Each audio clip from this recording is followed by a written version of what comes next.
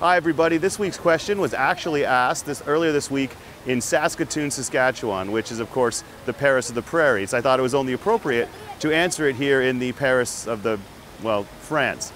And I was asked after the presentation, what is the most memorable 60 minutes you've ever had in all of your travels? And I thought that was such a really cool question, but it also reminded me of an interaction I had with a couple of people who met right here, or actually just before they landed here in France. I did a cross-Canada train trip a few years ago, which I think everyone should take a train trip across their country.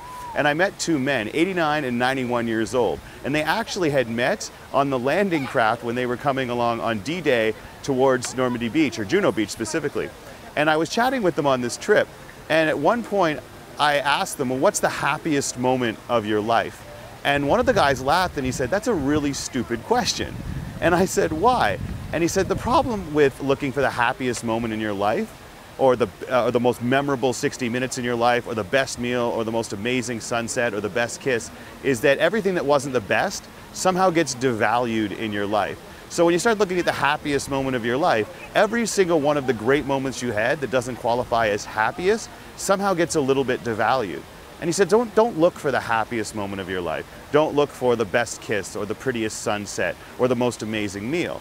He says, set a bar for what great is. And then all you try to do is every single time that something you have fits above that bar, you just put another chip in your stack of amazing things you've had in your life. So create a category for amazing meals, a category for great sunsets, a category for perfect kisses, a category for great moments. And then instead of evaluating every moment against the greatest thing you ever had in that particular category, just be happy that you've added another chip to that stack. Your goal in life isn't to have one greatest moment in all these categories, it's to have as big a stack of them as you possibly can in every single one of them. We say that good is the enemy of great.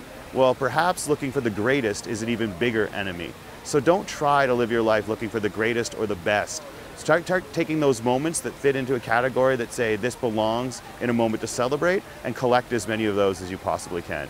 So thanks so much for listening. I'll see you guys again soon.